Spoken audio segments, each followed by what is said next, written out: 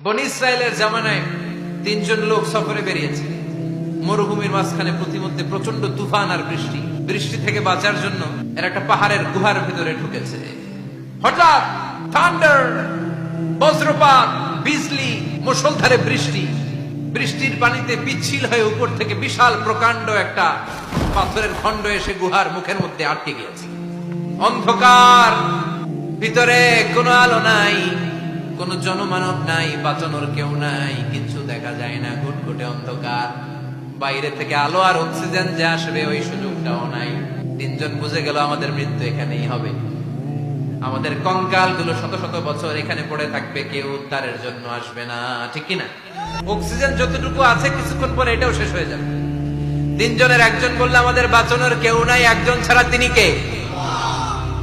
আমাদের তিনজনের জীবনের এমন কোন নেক আমল আছে কিনা যেটা দিয়ে আল্লাহর কাছে দোয়া করা যায়? কার জীবনে কি নেক আমল আছে যেই নেক আমলটা দুনিয়ার কোন মানুষকে দেখানোর জন্য করা হয় নাই, শুধু করা হয়েছে কার জন্য? এরকম কোন নেক আমল থাকলে দোয়া করা শুরু করো, এছাড়া আমাদের বাঁচার কোনো উপায় নাই। একজন বলতে শুরু করলো, আল্লাহুম্মা কানা লি আবাওয়ান শাইখান কাবীরান। ও আল্লাহ, আমার বৃদ্ধ বৃদ্ধা মা বাবা ছিল, আমি পেশায় ছিলাম রাখাল। প্রতিদিন রাখালগিরি করার পরে, ছাগলের দুধ দহন করার পরে যখন বাসায় ফিরে আসতাম, সবার আগে আমি আমার আব্বা আম্মারে দুধ খাওয়াতাম। আব্বা আম্মাকে দুধ খাওয়ানোর পরে আমার সন্তানদের মুখে, আমার স্ত্রীদের মুখে আমি দুধ তুলে দিতাম। একদিন আমার আসতে দেরি হয়ে গেল, এসে দেখি আব্বা আম্মা ঘুমিয়ে গেছে। দুধের বাটি নিয়ে আমি আব্বা আম্মার মাথার সামনে দাঁড়িয়ে রইলাম। মনে মনে ভাবলাম, আব্বা আম্মা যখন ঘুম থেকে জাগবে, আব্বা আম্মারে আগে আমি দুধ খাওয়াবো, তারপরে ছেলে মেয়েরে খাওয়াবো, স্ত্রীদেরকে খাওয়াবো। দাঁড়িয়ে রইলাম। আমার ছেলে মেয়েরা এসে আমার কাছে বললো, আব্বা খাবার দাও। আমি দেই নাই।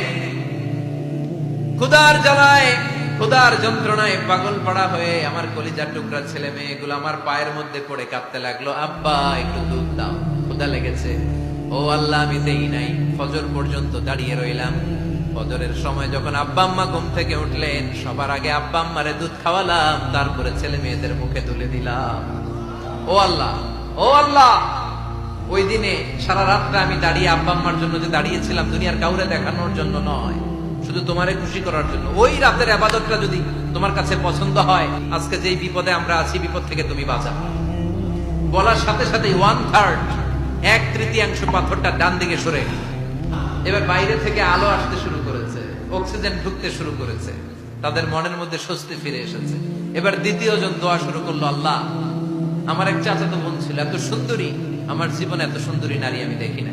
একজন পুরুষ একজন নারীকে যত ভালোবাসতে পারে, আমি ঠিক ততটা ভালোবাসতাম আমার এই সুন্দরী কাজিনকে। কিন্তু আমার মনের কথা আমার চাচাতো বোনরা আমি বুঝাতে পারি নাই। একদিন লজ্জা শরমের মাথা খেয়ে চাচাতো বোনরা আমি বললাম, তোরে আমি বড্ড ভালোবাসি, একান্তে আমি তোরে চাই। চাচাতো বোন বললো, এত এত স্বর্ণ মুদ্রা যেদিন জমাতে পারবা ওই দিন আমারে বাবা। এবার আমি স্বর্ণ মুদ্রা জমাতে লাগলাম। জমাতে জমাতে জমাতে জমাতে বছর শেষে স্বর্ণ মুদ্রার থলে নিয়ে চাচাতো বোনের হাতে দিলাম। চাচাতো বোন আমার অপকর্মে রাজি হয়ে গেল। গোপন একটা রুমের ভেতরে আমরা ঢুকলাম। দুইজনেই জামা কাপড় খুলে নেকেড হলাম। জিনা করব, পাপ কাজ করব। একেবারে ফাইনাল ডেস্টিনেশন আমরা চলে গেলাম।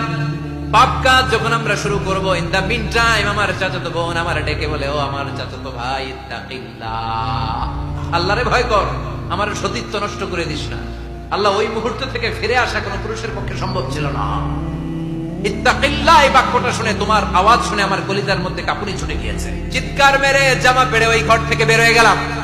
ও আল্লাহ, শুধুমাত্র কেবলমাত্র একমাত্র তোমার ভয়ে ওই দিন আমি আমার চাচাতো বোনের সাথে পাপ কাজে লিপ্ত হই নাই। আল্লাহ রে, ওই দিনের আমলটা যদি তোমার দরবারে কবুল হয়ে থাকে, আজকের বিপদের দিনে তুমি আমাদের বাঁচাও। বলা মাত্রই এই দোয়া আল্লাহর কাছে এত কবুল হয়েছে, কারণ আল্লাহর ভয় এটা পৃথিবীর সবচেয়ে বড় ইবাদত। চিল্লায় বলেন ঠিক কিনা? আল্লাহর কাছে দোয়াটা এত পছন্দনীয় হয়েছে, মুহূর্তের মধ্যে 2/3 পাথরটা গুহার মুখ থেকে ডান দিকে সরে যায়। 2/3 পাথর এখন সরে গিয়েছে। এবার তারা বেরোতে চেষ্টা করবে। দেখা যায় হাত বেরোয়, কারো পা বেরোয়, মাথা বেরোয়, কিন্তু পুরো বডিটা নিয়ে বেরোয়া যায়। বাকি আছে কয়জন? কথা কন। এবার 3 নাম্বার লোক দোয়া করতে শুরু করেছে, আল্লাহ ইন্নী ইস্তাজারতু উজারা ফাদাফাতু সামানাহুম আল্লাহ, আমি অনেকগুলো শ্রমিক ভাড়া করেছিলাম, তাদেরকে দিয়ে কাজ করিয়ে তাদের ঘাম শুকিয়ে যাওয়ার আগে প্রত্যেকটা শ্রমিকের পারিশ্রমিক আমি দিয়ে দিয়েছি। সবগুলো শ্রমিক আমার কাছ থেকে পারিশ্রমিক বুঝে নিয়েছে, একজন ছাড়া। একজন না নিয়ে চলে গেছে। তার টাকা তারে আমি বুঝাই দিতে পারি নাই। তার রেখে যাওয়ার টাকা দিয়ে আমি কয়েকটা ছাগল কিনলাম। ওই ছাগল পালতে পালতে বাচ্চা দিল, আরো বাচ্চা দিল, দিতে দিতে বিশাল ছাগলের ডেইরি ফার্ম বানালাম। এক যুগ পরে ওই শ্রমিক এসে বলে, হে আমার মালিক, 12 বছর আগে তোমার কাছে কাজ করেছিলাম, টাকা কিন্তু নেই নাই, টাকা দাও।